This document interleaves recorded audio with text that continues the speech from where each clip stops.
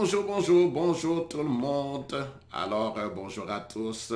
Que Dieu vous bénisse aujourd'hui. Que le roi de gloire, le Dieu Tout-Puissant vous bénisse aujourd'hui. Celui en qui je crois, celui que j'aime et qui vous aime.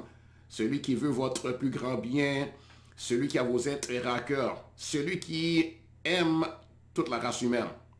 Celui qui aime tous les hommes de toute race, de tout peuple, de toute nation, de toute langue, de tous les royaumes de la terre, de toutes les familles, riches et pauvres, il nous aime, peu importe notre condition, il nous aime. Il n'aime pas le péché, il n'aime pas le péché qu'on fait, il n'aime pas, bien sûr, les choses insensées qu'on peut faire, qui nous arrivent de faire, mais il nous aime, nous, la personne que nous sommes. Il nous aime la personne humaine que nous sommes. Il aime la personne humaine que tu es. Et son désir, c'est de te faire du bien. Le désir de Dieu, le désir de ton Créateur, le désir de ton Dieu, celui qui t'a créé, celui qui t'a fait, celui qui t'a donné ton intelligence et ta sagesse, celui qui t'a donné l'intellect que tu as, celui qui t'a donné les capacités intellectuelles, mentales, capacité de comprendre, d'apprendre, celui qui t'a formé un corps, qui t'a donné ton corps et une âme à l'intérieur de toi, avec tes émotions, ta volonté, tes sentiments, avec celui qui t'a donné un esprit aussi. Parce qu'à l'intérieur de toi, il y a un esprit humain,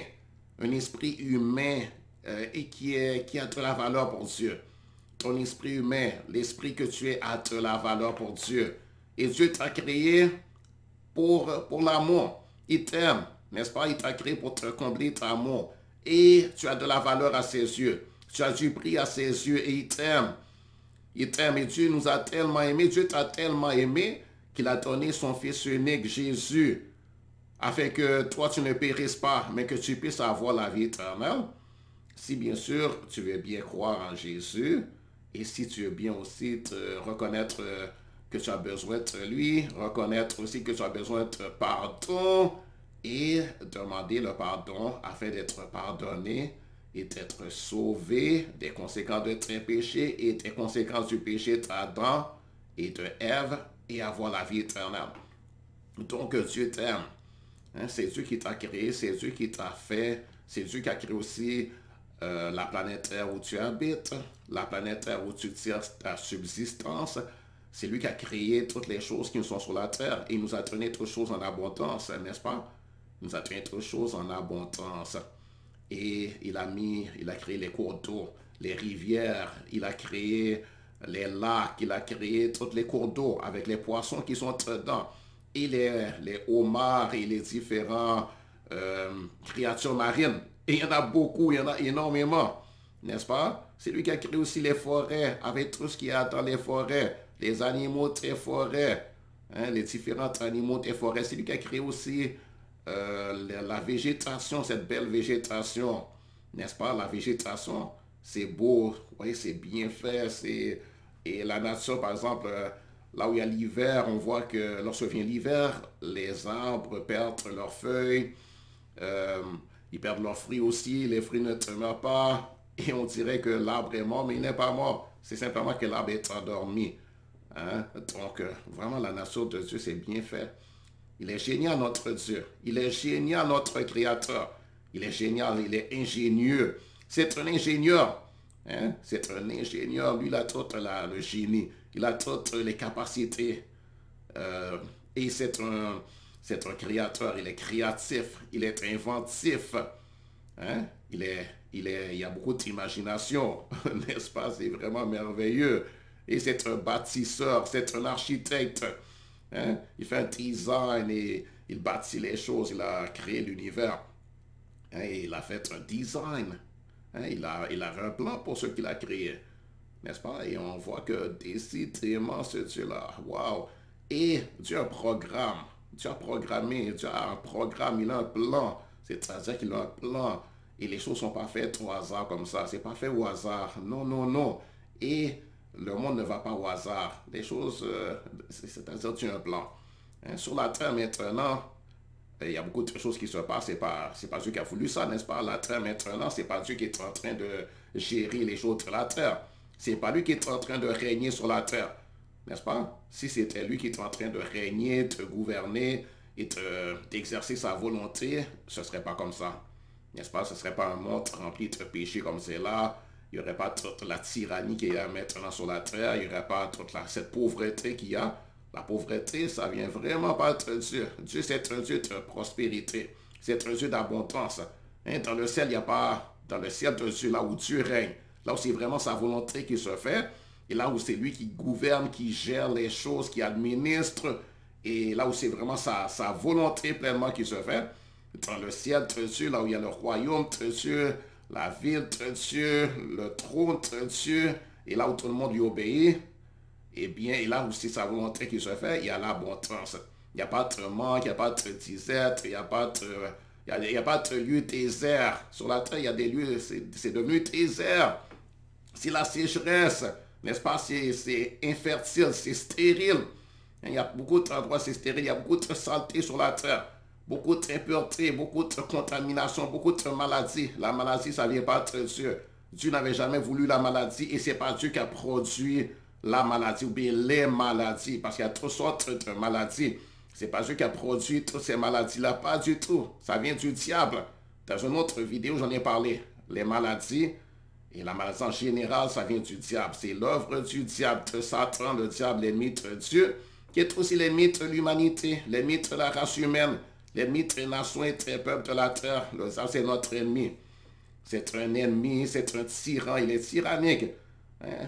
Il est tyrannique et c'est un esclavagiste. Hein? Quoique lui...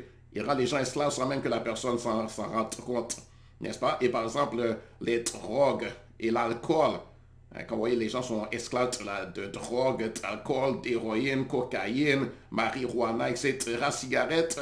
C'est le diable qui est derrière ça. C'est pas seulement la substance, la drogue qui rend la personne esclave, mais c'est aussi un esprit qui est derrière ça, qui renforce la chose et qui force la personne, qui rend la personne dépendante, et la personne, c'est comme elle crie pour la chose. S'il n'a pas la chose, elle ne se sent pas bien, elle n'a pas la paix, et son corps tremble, et il se sent mal. Et ça, c'est le diable qui fait ça. Il y a des esprits malins, et ce sont très esclavagistes. Ils rendent les gens esclaves de la débauche. Hein? Et ils pervertissent ce que Dieu a fait bon. Par exemple, la sexualité, c'est Dieu qui a fait la sexualité. Le sexe, ça vient de Dieu, la sexualité, mais pas la débauche, n'est-ce pas? Pas quelque chose d'ébriété, pas quelque chose entre tout à l'envers, n'est-ce pas? Donc, Dieu, c'est un Dieu d'amour, le Dieu créateur des cieux et de la terre. Il s'est manifesté en Jésus-Christ. Jésus, c'est Dieu lui-même qui s'est manifesté à la race humaine. Et on a vu comment il nous aime, parce que Dieu était avec nous. Jésus, c'est Dieu avec nous. Et on a vu comment Jésus, il est tout humble, plein d'amour, de tendresse et de bonté. Il est la compassion personnifiée. Il est l'amour personnifié. Jésus était affectueux envers les enfants, comme envers les femmes, comme envers les hommes, comme envers tout le monde. Il est affectueux, il est très tendre. Il est toujours affectueux, il est toujours tendre. Hein? Il est toujours affectueux même, et toujours tendre. Même s'il n'est pas physiquement sur la terre, dans son corps, il est toujours le même Jésus. Tendre, affectueux, plein de bonté. Il est très bienveillant. Il a manifesté la bonté, la bienveillance. Partout il passait, il guérissait les gens. Partout il passait, il délivrait les captifs. Il chassait les esprits malins qui opprimaient les gens. Qui les tyrannisaient, qui les écrasaient, qui les rendaient malades. Et il délivrait les gens. Mais il fallait que la personne veuille bien venir à Jésus. Il fallait que la personne veuille bien chercher Jésus, écouter Jésus et venir demander à Jésus le secours, la délivrance et le pardon, s'humilier, c'est-à-dire s'abaisser, reconnaître son besoin. Donc aujourd'hui, je vais vous parler sur le sujet de demander pardon. Donc je disais que c'est sur le sujet de la série sur la prière. Et aujourd'hui, je vais vous parler d'un obstacle à ôter. Un obstacle à la prière. Parce que si tu veux que Dieu te fasse du bien, tu veux qu'il te délivre, te guérisse, te fasse prospérer, pourvoir tes besoins, tu veux que Dieu t'enseigne, tu veux que Dieu se révèle à toi, se fasse connaître à toi, tu veux jouer sa tendresse, tu veux recevoir son affection, tu veux qu'il te parle, tu veux une relation personnelle intime avec lui, Tu veux être avec lui toujours. Tu veux avoir la vie éternelle. Et c'est ça que Dieu veut. C'est exactement ça que Dieu veut. Tu veux avoir la vie éternelle. Tu veux recevoir l'adoption de Dieu, naître de nouveau, devenir une nouvelle créature. Et tu veux jouir de l'héritage qui est pour les enfants de Dieu. Car Dieu a laissé un testament et tu veux de ce testament. Tu veux les bénédictions qui sont l'alliance. Les bénédictions. Bénédictions de la fécondité. Bénédictions de l'enfantement. Tu veux que Dieu vienne te bénir à tous les points de vue. Tu veux la paix de Dieu dans ton cœur. Et la paix, c'est la volonté de Dieu. Tu veux être rempli de la joie de l'éternel. Être plein de joie et de gaieté. Hein? Tu veux la paix. Tu veux la protection divine. Tu veux la guérison de tes maladies. Et tu veux que ton âme soit guérie. Tu veux que Dieu t'ouvre les portes du mariage. Que Dieu te donne un mari. Un bon mari. Un mari de qualité. Un homme de bien. Ou bien une épouse si tu es un homme. Hein? Tu veux que Dieu, si tu es un homme, eh bien tu veux une épouse, que Dieu te donne une épouse. N'est-ce pas? Une femme de qualité, une femme vertueuse, une femme aimante, hein? Une femme qui te fera du bien et non du mal. Une femme qui va réjouir ton cœur. Gloire à l'Éternel, béni soit Dieu. Et tu veux la bénédiction de Dieu. Tu veux être pardonné, n'est-ce pas? Eh bien, il y a des obstacles à ôter. Il y a des obstacles. Et un des obstacles, c'est une des choses qui fait que les gens ne reçoivent pas, c'est que la personne n'a pas confessé son péché et n'a pas demandé pardon. Et la personne veut la bénédiction. Elle veut les bonnes choses. Elle veut les bonnes choses. Bénédiction de la protection et de la sécurité. Elle veut être en sécurité, protégée, en sûreté. Rien à craindre, ne rien avoir à craindre, que rien de mal lui arrive. La personne veut la bénédiction de l'enfantement. Enfanter des fils et des filles. Hein, ce qui est tout à fait normal. Mais certaines personnes ont un problème de stérilité. Donc, tu as besoin de Dieu pour venir renverser la situation et guérir ton problème. N'est-ce pas? Tu veux la paix. Hein, tu veux la paix en abondance. Hein, là où tu as l'angoisse, tu as tes angoisses, le trouble, la peur, la crainte. Tu es angoissé, etc. Tu veux être délivré. Tu veux, entre toutes les bonnes choses que tu as, mais tu pries, mais ça ne vient pas. Il y a un problème, il y a un bloc. Tu as beau prier, tu as beau te mentir, il y a quelque chose qui ne marche pas. Donc, un des problèmes, examine, ça peut être que tu n'as pas confessé ton péché à Dieu et tu ne lui as pas demandé pardon. Tu te mentes, tu pries, mais tu ne demandes pas pardon. Hein? Ou bien tu demandes pardon, mais tu demandes mal. Tu demandes pardon, tu dis Dieu pardonne-moi, basé sur le fait que j'ai prié à Marie, Mère de Jésus. Tu demandes pardon, mais en même temps aussi tu pries aux anges. Hein? Tu pries aux archanges, aux anges, tu adresses des prières aux anges. Il ne faut pas adresser tes prières aux anges. Tu pries à Dieu, mais en même temps aussi tu pries et tu mets ta confiance dans des morts, dans des personnes décédées, dans des personnes mortes à qui tu adresses des prières. Tu adresses des prières aux morts, alors que c'est une abomination. C'est une abomination, c'est mal faire. Hein? Ça, c'est déshonorer Dieu. Tu ne dois pas prier aux morts. Tu ne dois pas adresser tes prières aux morts. Tu dois adresser tes prières à Dieu. Hein? Donc, mais maintenant, je veux parler vraiment de... donc, tu dois demander pardon à Dieu. N'est-ce pas? Tu demandes pardon, mais tu demandes pardon à Marie, Mère de Jésus. Tu dis, Marie, Mère de Jésus, demande à ton Fils de bien vouloir me pardonner. Ou bien demande à Dieu le Père de bien vouloir me pardonner. Marie, Marie. Et tu adresses tes prières à Marie. Mais tu adresses tes prières à Marie, ce n'est pas à Dieu que tu es en train d'adresser tes prières. Et tu ne dois pas prier à Marie, Mère de Jésus. Et sache que Marie n'est pas la Mère de Dieu, elle n'est pas la Reine du ciel, et c'est juste une femme. Mais si tu veux demander pardon, demande pardon à Dieu. N'est-ce pas? Et va au pied de Dieu. Ou bien tu demandes pardon, mais tu vas demander pardon au prêtre. Hein? Tu vas demander pardon au prêtre. Et tu dis, prêtre, demande pardon pour moi, prêtre, demande pardon pour moi. Non, tu dois demander pardon toi-même à Dieu. Pas à Dieu dire au prêtre de prier pour toi que Dieu te pardonne. Hein? Tu dois aller à Dieu, hein, directement et demander pardon à Dieu. C'est Dieu que tu as offensé. Hein? C'est Dieu que tu as offensé et c'est Dieu qui a le pouvoir de te pardonner, pas le prêtre. Hein? Pas le prêtre, pas un pasteur ou autre. Demande pardon à Dieu. Donc, alors je vais vous parler cet obstacle-là, de ce problème. Hein, c'est parce que tu as été mal enseigné. C'est parce que quelqu'un t'a dit un mensonge. Il t'a dit d'adresser tes prières à Marie ou bien de venir à lui, confesser tes péchés et que c'est lui qui a le pouvoir de t'absoudre, de te pardonner de tes péchés. Il te dit, si tu ne donnes pas pardon à moi, tu ne seras pas pardonné. Hein? Tu ne seras pas pardonné. Et c'est moi qui décide qui va au ciel, qui ne va pas, qui rentre, qui n'entre pas. Il te dit avoir tes pouvoirs qu'il n'a même pas. Il t'a menti. Il a pris avoir tes pouvoirs de te condamner, de gâter ta culpabilité sur ta tête alors que c'est faux. C'est entièrement faux. Hein? Peu importe qui est cette personne qui dit être le pape, qui dit être le chef des pasteurs, le chef des bergers, qui dit être un apôtre, qui dit être le représentant direct de Jésus sur la terre. Hein? Jésus a dit que tout le monde peut aller à Dieu directement. Il n'y a pas d'intermédiaire.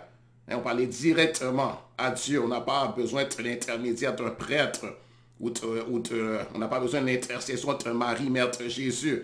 Tu n'as pas besoin de l'intercession des apôtres qui sont décédés, comme l'apôtre Pierre, l'apôtre Jacques, etc.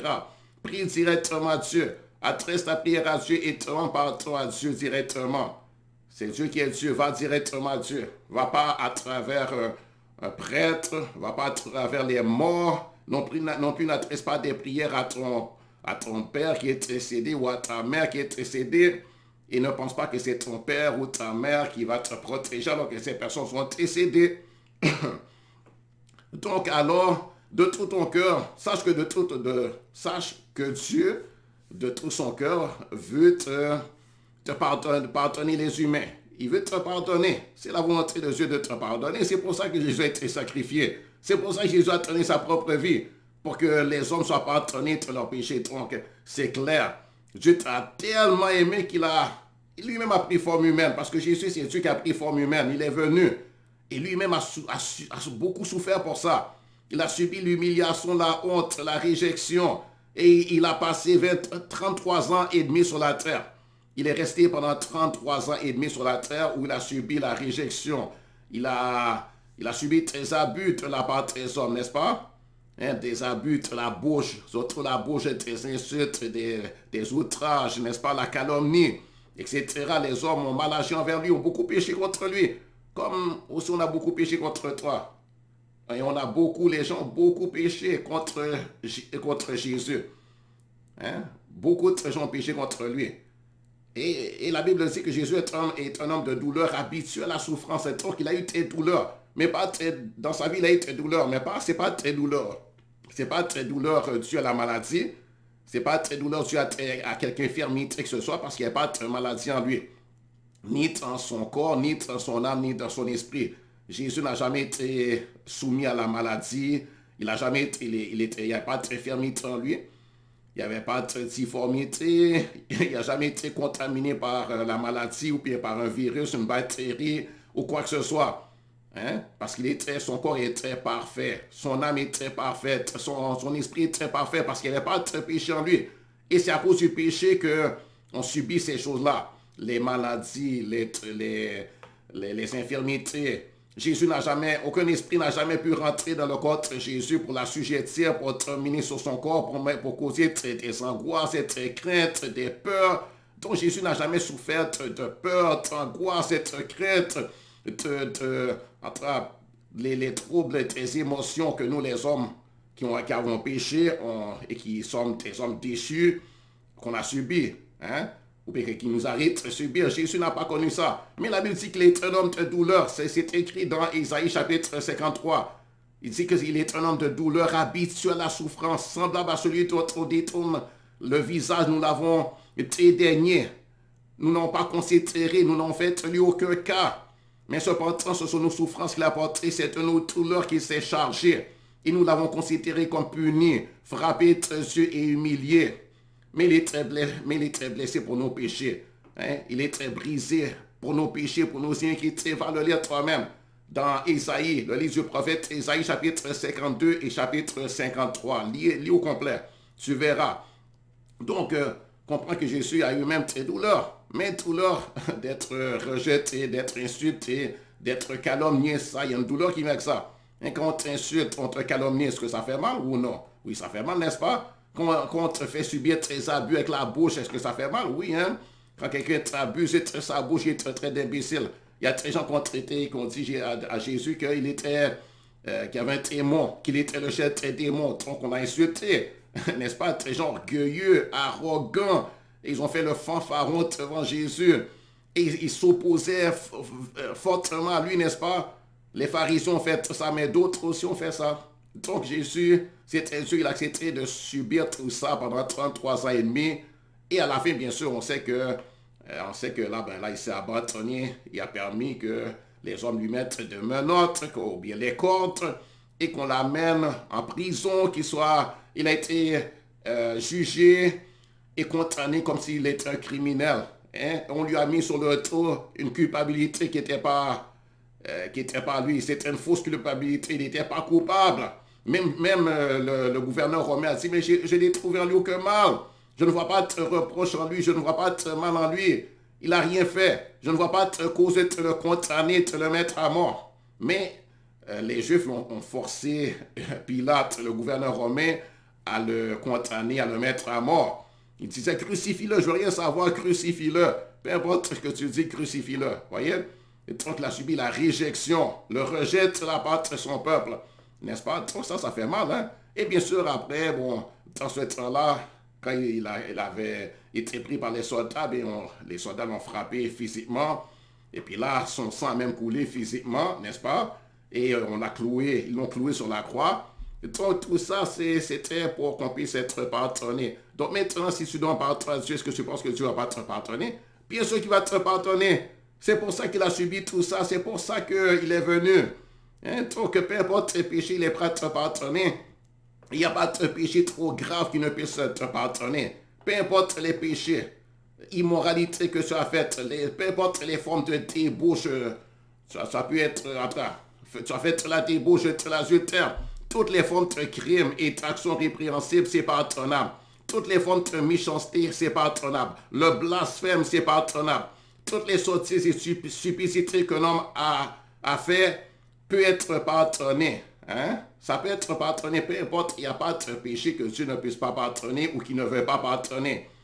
Peu importe les péchés que tu as faits, péché d'ordre sexuel, péché dans ta pensée, péché de ta bouche, péché avec tes mains, avec tes pieds, peu importe ce que tu as fait, même si tu as tué quelqu'un, ou bien tu as fait de la sorcellerie, de la magie, tu as participé dans des rites, etc. Tu as adoré tes idoles de l'islam, etc. Toutes sortes d'idoles. Hein, tu es prêt à te pardonner. Mais, bien sûr, il faut que tu sois prêt à te demander pardon aussi, et tu donnes pardon de la bonne façon, comme j'ai dit. N'est-ce pas? C'est la volonté de Dieu de pardonner, c'est clair. Mais pour qu'un homme puisse être pardonné, il faut premièrement que cet homme reconnaisse son besoin de pardon et demande à Dieu de sa propre bouche de lui pardonner. Si un homme ne reconnaît pas son péché devant Dieu et ne lui demande pas le pardon, cet homme ne sera pas pardonné non plus. Si cet homme ne demande pas pardon lui-même, il va dire à Marie de demander pardon pour lui, cet homme ne sera pas pardonné. Si un homme ne demande pas pardon de lui-même, il va demander au prêtre d'aller plaider au prêtre Dieu pour son pardon, alors que c'est à lui de le faire, il ne sera pas pardonné non plus. Hein? Si un homme n'est pas prêt à s'humilier devant Dieu dans la repentance et lui confesser ses péchés et lui demander pardon d'un cœur humble et sincère, cet homme ne sera pas pardonné. Il aura subi les conséquences de ses péchés, de ses nombreux péchés. Sans confession de péché et demande pardon, il n'y aura pas de pardon des péchés.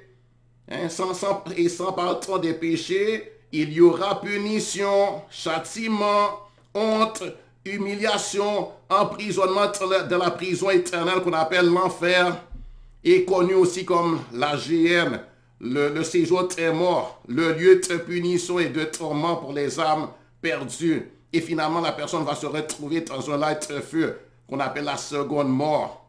Hein? Donc la personne sera séparée de Dieu pour toujours. Et la personne ne va plus jamais connaître le bonheur, la joie, la paix, le plaisir, la satisfaction, le contentement, la bonne santé. Et c'est vraiment très triste. Alors, jeune homme, jeune femme, monsieur, madame, peu importe qui tu es, vieillard, peu importe qui tu es, humilie-toi, je t'en prie, humilie-toi devant Dieu et demande pardon. Et reçois le pardon basé sur le sacrifice de Jésus, pas basé sur tes bonnes œuvres, sur les bonnes œuvres, les bonnes actions que tu as faites, pas basé sur ta bonté personnelle, pas basé sur ta bonne conduite, pas basé sur le fait que tu as donné au monde à quelqu'un, que tu as donné l'aide financière à quelqu'un, pas basé sur les bonnes actions que tu as faites, pas basé sur le fait que tu as gardé les commandements de Dieu, parce que tu as gardé par moment, mais à beaucoup d'autres moments aussi, tu n'as pas gardé, tu as transgressé les commandements de Dieu, tu les as violés. Les lois de Dieu, certainement, tu les as violées à plusieurs reprises. Et Dieu voit, hein? Dieu connaît, tu peux pas te cacher devant Dieu, donc ne compte pas sur ça. N'est-ce pas? Alors, autrement pardon, basé sur ce que Jésus a fait. Hommes, femmes de toute race, de tout peuple, de toute nation, repentez-vous et demandez pardon afin qu'il puisse vous pardonner. Dieu ne prend pas plaisir à châtier les pécheurs. Il ne prend pas plaisir à châtier les hommes, il prend un énorme plaisir, un plaisir immense à pardonner quiconque veut bien, quiconque se repent et te pardon. Hein? Ce sera sa plus grande joie de te pardonner. Suffit que tu lui confesses tes péchés avec un cœur repentant et sincère et que tu lui te pardon uniquement basé sur ce que Jésus a fait à la croix du calvaire. Jésus a souffert énormément, comme je te l'ai dit, pour l'obtention de ton pardon. Jésus a été frappé, blessé, humilié. Son corps a subi tes lacérations, hein, en raison de tes coups de fouet. Sa tête a été couronnée de épines. Ça, c'est une humiliation. Il a subi l'humiliation d'être couronné parce que les gens disaient, ah, si tu es roi, puisque tu es roi, eh bien, voici ta couronne, le roi. Voici ta couronne, majesté, le roi, le souverain. Et il se met à genoux, mais juste pour se moquer. Hein, il se moquait de lui, le raillait. Il y avait des railleries, des insultes, etc. Donc non seulement il subissait les coups physiques, mais en même temps aussi, mais son âme, ça lui faisait mal à son âme et à son esprit. Hein, Jésus n'avait pas seulement un corps, mais il y avait un esprit à l'intérieur de lui, son esprit et son âme. Donc dans ses émotions, il souffrait, dans ses sentiments, il souffrait, dans sa dignité, il souffrait. N'est-ce pas? Il ne pouvait même pas résister, il ne pouvait même pas contester, il ne pouvait même pas répliquer, il ne pouvait même pas plaider sa cause parce que il devait accepter tout sans même se plaindre. Comme un agneau qu'on mène à la boucherie, la Bible dit. Hein? Il a été enlevé par l'angoisse et le châtiment comme un agneau qu'on mène à la boucherie. Mais il avait très bonne raison, c'est par amour qu'il a fait ça. C'est par amour pour toi et pour moi. Hein? C'est par amour. Jésus a subi la moquerie de ses hommes et leur raillerie sans répliquer, sans plaider sa cause. Insulté, il n'a insulté lui-même personne. Outragé, il n'a pas rendu l'appareil. Et tout cela pour sauver l'humanité, les hommes, les femmes, la race humaine, toute personne humaine qui veut bien te montrer pardon, croire en lui, croire en son sacrifice. Et cette personne sera pardonnée, sauvée. Cette personne sera sauvée de la mort éternelle. Cette personne sera délivrée de l'enfer de feu. Et cette personne va même tenir un enfant de Dieu. Cette personne, il va faire naître de nouveau cette personne, naître à nouveau. Cette personne va tenir une nouvelle créature. Cette personne sera couronnée de gloire. Cette personne sera purifiée, lavée de toutes les impuretés en lui, de toute la contamination dans son caractère, personnalité, dans son tempérament, dans son corps physique, dans son âme, dans son esprit, dans sa conscience, dans sa volonté, dans son être tout entier. Gloire à Dieu. Béni soit l'Éternel. Merci, Papa. Alors n'hésite plus. Ne résiste plus. Repens-toi. Montre-toi humble et sage. Demande pardon à Dieu. Demande pardon à Dieu, monsieur, madame. Demande pardon à Dieu, mon ami, mon ancien camarade d'école. Demande pardon à Dieu, qui que tu sois. Demande pardon à Dieu, toi qui es, peu importe où tu es sur la terre, dans les pays d'Afrique, dans les pays d'Asie, dans les pays de l'Amérique du Nord, de l'Amérique du Sud, dans les Caraïbes, peu importe là où tu es, en Russie, peu importe là où tu es, en Afghanistan, peu importe là où tu es, dans les pays arabes, peu importe là où tu es, en Australie, peu importe là où tu es, sur les îles, peu importe là où tu es, juste repens-toi, juste reconnaître ton besoin de pardon et demande pardon à Dieu. Hein, montre-toi humble. Hein, ça, c'est de la sagesse. Ça, c'est une grande intelligence que se repentir. Demande pardon à Dieu et sois délivré de ta culpabilité. Demande pardon à Dieu et sois déchargé de ton fardeau de péché. Demande pardon à Dieu et sois déchargé de ton fardeau de péché parce que le péché c'est un lourd fardeau sur toi. Sois rendu libre de ton esclavage et de ta captivité parce que, comme j'ai dit, il y a une forme d'esclavage. Sois rendu libre de toute forme d'esclavage aux mains du diable et aux mains du péché. Sois sauvé, sois pardonné. Jésus t'aime. Jésus t'aime. Et la Bible dit dans 1 Jean chapitre 8, il dit, si nous disons que nous n'avons pas, de péché, nous nous séduisons nous-mêmes et la vérité n'est point en nous. C'est si nous confessons nos péchés, Dieu est fidèle et juste pour nous les pardonner et pour nous purifier de toute iniquité. Si nous disons que nous n'avons pas péché, nous le faisons menteur et sa parole n'est point en nous. Et la Bible dit dans Jean chapitre 3, verset 16, Dieu a tellement aimé le monde qu'il a donné son Fils unique, afin que quiconque croit en lui ne périsse point, mais qu'il ait la vie éternelle. Dieu, en effet, n'a pas envoyé son Fils éternel au monde pour qu'il juge le monde, mais pour que le monde soit sauvé par lui. Alors reconnais ton péché, et puis ne te confie pas dans la prière de quelqu'un pour toi, mais confie-toi, va toi-même à Dieu. Va toi-même à Dieu. Dieu te donne un libre accès à lui.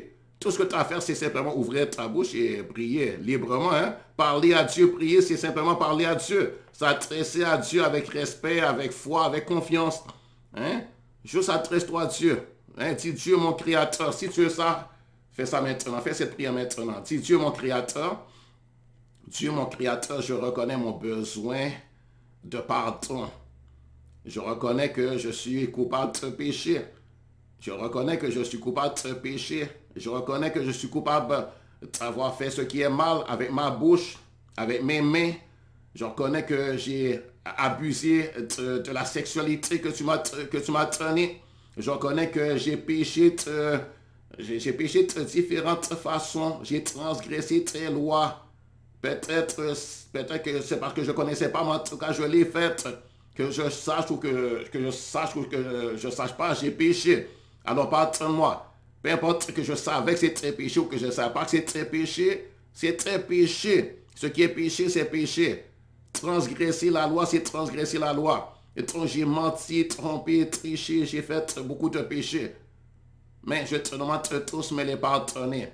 Pardonne tous mes péchés, toutes choses insensées que j'ai faites, que j'ai dit, toutes mauvaises actions, pardonne-moi. Je te demande pardon, je confesse mes péchés devant toi. Je me reconnais coupable de péché, je reconnais avoir péché.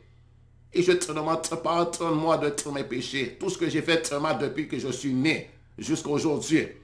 Et tu les connais, et moi aussi je connais mes péchés. Alors pardonne-moi, pardonne-moi. À cause de ce que Jésus a fait à la croix, la Bible dit que Jésus a subi les châtiments que je méritais, afin que je puisse être pardonné et sauvé, avoir la vie éternelle, devenir un enfant de Dieu, devenir une nouvelle créature, et que je puisse avoir la paix avec Dieu, être réconcilié à Dieu, devenir ami de Dieu, et avoir une alliance avec Dieu, et rentrer dans l'intimité de Dieu. Alors, je veux ça, maintenant même. Maintenant même. Sauve-moi. Donne-moi la vie éternelle. Lave-moi de toutes les impuretés en moi. Lave-moi de tous mes péchés. Purifie-moi, sanctifie-moi, esprit à mes corps.